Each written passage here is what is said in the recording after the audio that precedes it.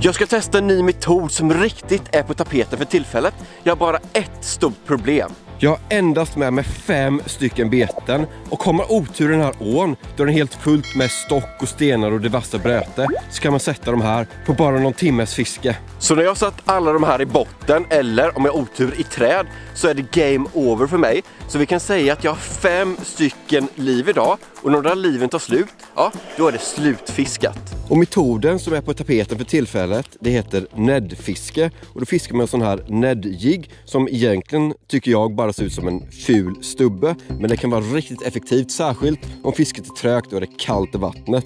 Anledningen till varför jag bara har 5 stycken jiggar med mig, det är för att Edvin han sitter just nu hemma och designar och gjuter och gör nya prototyper. Men jag bad dem skicka ett par nedjiggar till mig och skickar bara 5 stycken. Så ja, vad ska jag göra? När man fiskar med ned så behöver man ett par speciella skallar. Så jag har med mig en sån här Ned Headled från Bite of Beak. De här, de är 5 gram och storlek 1,0. Och det som är skillnad mellan såna här och vanliga jiggskallar, det är att de här är liksom platta här längst ner. Och det gör att när man fiskar så står jiggskallen så här på botten och pekar rakt upp. Och sen kan man fiska hem den här otroligt sakta med många vevpauser. Tar jag bara Edvins prototypjigg här och trär på betet får vi se hur det ser ut. Och jag har faktiskt inte fiskat med Ned tidigare. Jag har fiskat med det typ kanske max 20 minuter. Men inte mer än så. Så det här kommer bli riktigt spännande. Så här kommer det se ut. Kommer den studsa fram så här på botten. Och sen så hoppas vi att abborrarna kommer och slukar den så. Och jag kommer börja på det här stället. För jäms med den där vassen där på andra sidan så är det ganska djupt och det är ett bra ställe att börja på, för där har jag fått mycket fisk tidigare. Och den här gången så har jag faktiskt med mig badarstövlar så jag kan gå ut här och sen får vi hoppas att fisket är igång. Får vi se om jag är duktig på näddfiske, för så sagt jag typ aldrig gjort det tidigare. Och sen måste vi kolla bromsen också. Oj, det där gick inte. Någonting sånt tror jag blir bra. Bara låta den typ åka med strömmen här. Fiska super sakta. Ingenting på första kastet. Då tar vi ett till och den här gången ska jag försöka komma ända till vassen på andra sidan. Men det är inte jättelätt om man har sån lätt skalle, men det gick faktiskt bra. Åh, jag har den. Nej, den släppte. Typiskt. Där har jag första fisken på Ned här. Ja, den startar i alla fall. Jag kan nog bara svinga upp den här. Edvin, jag ger dig godkänt på din design på den här nya Ned-jiggen från oss på Kanal Gratis. Levererar abborre på 5 minuters fiske. Tar jag släpper tillbaka den här och sen tror jag absolut att jag kommer fånga många mer idag. Så vidare, jag inte blir av med alla beten snabbt. Så jag får hålla fingrarna styr och inte ta för långa kast så de fastnar i träden på andra sidan. Det känns alltid bra när man får fisk så här tidigt. Då vet man att fisken är aktiv, fisken är här och fisken vill hugga. Så jag tror inte att det borde ta så lång tid för mig att fånga till abborre. Där har jag en till. Den här är nog lite större än förra. Men inte någon gigant. Titta. Jag bara öser upp dem. Detta känns ju för lätt att fiska med det här nedjiggen när det är så kallt. Jag kan inte säga att det är ingen liten abborre, men jag siktar på att få en riktigt stor, och det här är inte en riktigt stor, så i med den gäller att ha kontakt med jiggen hela tiden. Speciellt nu när det är strömt i vattnet. Även om man inte rycker hem den utan bara typ studsar den på botten, så måste man veva med rullen hela tiden så man verkligen känner när abborren kommer att ta det. Där har jag en till. Och den här är, ja, den kan vara lite bättre än också. Tjock den var. Så här kan jag säga, så här är det inte alla dagar när man fiskar här. Vissa dagar är det så här, men inte alla. I med dig också. Och sen så bara går vi igenom nummer här för att till slut få en större. Det där första stället var så här lite säkert ställe, för där är inte mycket stock och stenar på botten.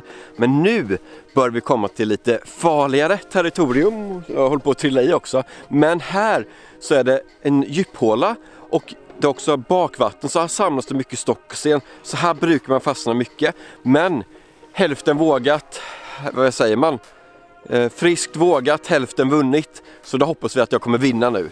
Rakt ut i bakvattnet här. Där ute går strömmen och sen så går den tillbaka här och där i mitten är helt fritt från ström. Såg ni? Det var en fisk där ute i mitten. Ingen borre, men jag tror det var en brax eller någonting. Och finns det braxar här så finns det garanterat borrar. Nej. Va? Nej. Men nej, jag sitter fast. Ska vi se här. Då brukar man... Ja, jag kom loss. Man brukar kunna komma loss genom att ta tag i linan och rycka sådär. Där. Nej, jäklar. Där. Jag kände hugg. Det bara drog till lite linan typ. Den är finast idag. Jag kan nog bärslanda den, men tjock var den. Nej, titta vad den har gjort med jiggen. Den har köttat upp jiggen här. Det var inte bra. Jag trodde bara jag skulle förlora den här jiggen i och med att jag satte den i träd eller någonting. Jag tänkte inte riktigt på att abborrarna kunde förstöra den också. Nackdelen med fiske på hösten är att oftast är väldigt svårfiskat och kallt i vatten, så man måste fiska verkligen rätt metod och på rätt sätt. Fördelen däremot är att om man får fisk så brukar de vara tjocka. De börjar redan bygga på sig, få lite rom så här i magen och äta upp sig inför vintern. Bra borre, men jag tror att det går större än den här. Så i med den här igen och sen så bara fortsätter vi och få nummer för att på det viset få en bättre. Nu har jag bara 4 liv kvar. Den här är helt uppkyttad och det fungerar. Men problemet nu, det var att här längst fram så har det verkligen blivit uppkyttad, och varenda gång som jag kastade om så jag tog upp jiggen så var jag tvungen att rigga om den för den hade åkt av jiggskallen. Så den här, jag kan inte köra med den mer hur mycket jag än vill. Som tur är så har jag en till jigg i exakt samma färg, och den här färgen, den verkar fungera riktigt bra, så varför byta från ett vinnande koncept. Men nu är jag redo igen att köra. Där har vi. Jag fattar inte varför jag missade dem. Det var ju sånt tydligt hugg här. Igen på den. Och där! Nej! Där! Nu fick jag den äntligen. Du, din lilla jäkel alltså. Där fick du dig 3:e gången gilt. Gapas ut. Den här jiggen sitter perfekt i överläppen. Precis så här ska de vara krokade. Är de jättelätta att kroka av. Ja, men titta vilken fin. Vilka klara och fina färger. Den här väger lätt lite över kilot. Friskt vågat och en abborre vunnen. Första lite bättre abborre för dagen. Men jag tror nog alltid att det kommer komma flera. Bytte jag plats här lite så jag tror nog att den här platsen kan leverera mer än den förra. Jag hoppas i alla fall på det. Där har vi. Precis in till kanten här så hugger de. Liten. Men det är kul när det hugger på mycket abborre. Jag har fått mängder med abborre idag. Och en vettig. Men alltså det känns ju så himla hett med det här betet. Och det är kul också när man bara petar fram den. Och sen så bara känner man tick. Och sen så gör man mothugg. Det är ju kul när det hugger mycket. Men jag känner att snittet har varit lite litet egentligen. Och jag vet att om man går uppåt ån här så kan man öka snittet ganska bra. Problemet är bara att där du lite längre upp så brukar man städa och där man sätter mest på hela ån. Men jag känner att jag måste ändå våga chansa. Den här platsen är farlig, och då menar jag inte farlig för det kommer en krokodil äter upp den, utan jag menar farlig för det är så himla mycket grenar och sånt som har trillat ner från det där trädet och andra träden, typ det här trädet också. Men det är också därför det står mycket abborre här, för de kan gömma sig bland grenarna. Här är också farligt att gå ner, för här är det typ som ett slukhål. Men jag har fått en hel del riktigt stora abborrar här, så vi får se vad som händer den här gången. Där! Nu har vi en riktig. Okej, jag skämtar bara. Den var inte så stor som jag trodde. Jag vet inte varför den gjorde så stora tunggung. Men det är en fin abborre. Nej, nu ser ni här. Nu börjar den här jiggen bli uppkyttad också. Testar igen då. Perfekt kast. Såg ni? Under trädet där. Det är där abborrarna står.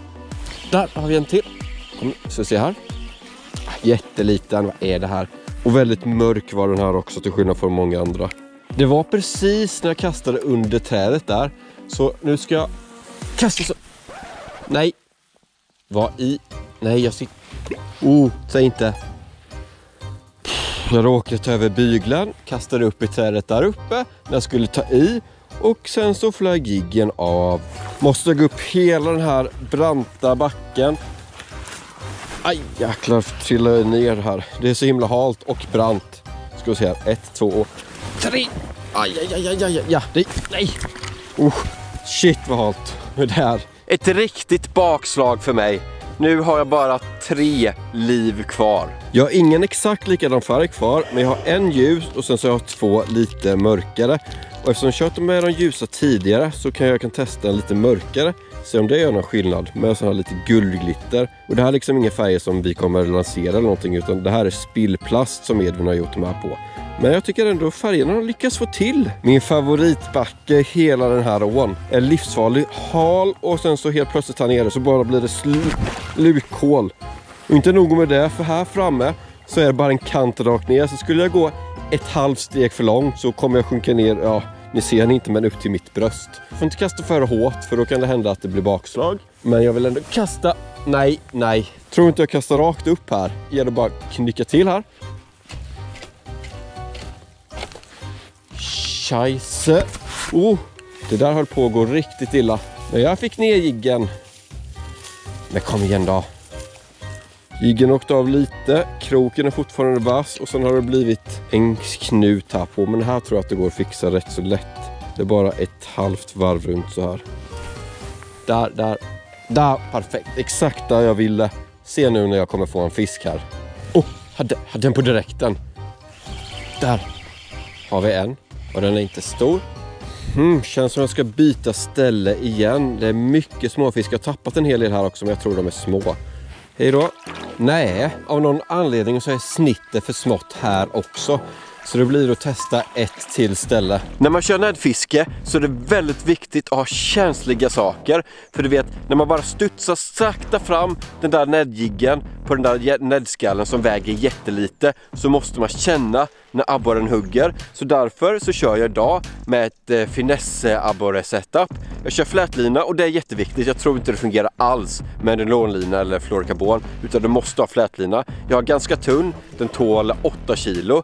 Och på det så har jag en Shimano-rulle i 2500 och det är typ standard. Det här är en Shimano Sustain tillsammans med ett finesse-fiskespö. Och just det här, det är ett Westin V6 som är känsligt topp och det tål 7 till 21 gram. Men såklart så kan du fiska med 5 gram också. För det är ju det, känner du minsta lilla pet i veterspöet så måste du kroka på direkten. För annars så spottar de. Nytt ställe och nya möjligheter till att fånga abborre står jag i vasta branten här. Nej. Typisk. Nej. Det får inte vara sant. Jag vill inte förlora mitt tredje liv så jag bara har 2 stycken kvar. Jag står lite dum vinkel här. Det är ett träd där. Ska vi bara göra så linan kommer över trädet här på något sätt. Jäkla buske. Så. När man känner så här och rycker och känner att det sitter stenhårt och har inte så jättestora förhoppningar att det ska släppa. Men jag kör mitt magiska trick när man tar så här i linan.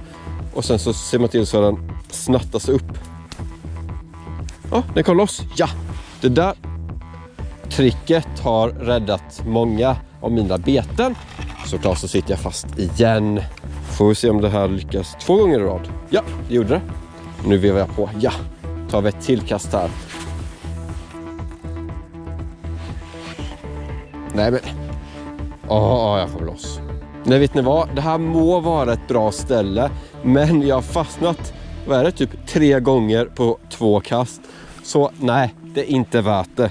Det är bättre att gå vidare. För att Edvin ska ha någonting att göra så tycker jag vi ska köra en tävling där man kan vinna 5 stycken handgjutna sådana där nedjiggar från Edvin. Och det du ska göra, det du ska trycka på gilla-knappen, det är jätteviktigt. Och sen ska du också kommentera i kommentarsfältet ett PB på abborre, så drar jag vinnaren exakt om en vecka från den här filmen har släppts.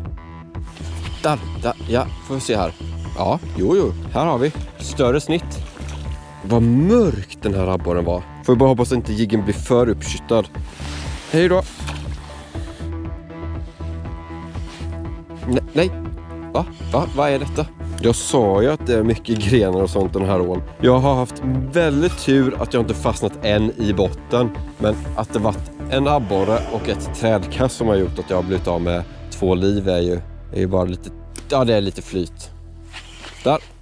Vad är det här nu? Är det en till gren? Jag tror jag tar och kör en sån här höstdags... Nej, jag tappar i den. Jag kör en sån där höstdags typ städdag eller någonting. Nej. Jag kom loss. Det där var nära ögat. Där. Kom loss och sen så bara pang. Men vad är... Alltså, okej. Snittet var något hekto större här. Men det är fortfarande inte så jättebra snitt. Jag antar att det har kommit in massor med småborrar i ån. Hej då. Nej. Det är inte mycket tid kvar som jag kan fiska och såklart så sätter jag den då. I och för sig så kan jag inte göra så mycket när jag bara har, då har jag liksom, jag har ändå 2 stycken liv. Jag kom loss. Så vilken tur har jag haft idag. Jag tror att den där jiggen som jag kör med just nu inte är en jigg utan en katt som har 9 liv. För jag vet inte hur många gånger som jag fastnat på den i någon gren eller någonting på botten och lyckas få loss den. Den är också helt uppköttad av abborrar. Jag vet inte hur många abborrar jag fått på den heller. Men nu börjar det mörkra som ni ser och inte mycket tid kvar. Så jag tänker att jag går ner dit som jag börjar. Avsluta dagen där. Så nu gäller det och verkligen vara fokuserad hela tiden. Där hade jag på en riktigt bra tidigare mosse. Så hoppas den finns kvar där. Bara vänta på att jiggen ska komma tillbaka. Jaha. Där satte jag den jiggen. Ska jag avsluta det här med att jag sätter den här bästa nedryggen som Edvin gjort av alla. Kan jag... Jag kom loss. Alltså seriöst, den här jiggen har 9 liv. Nej, inte igen. Känns som jag inte gör någonting annat än fastna nu sista tiden. Nej, den vill sig inte. Ja, jag känner hur hårt det sitter här. Jag kommer...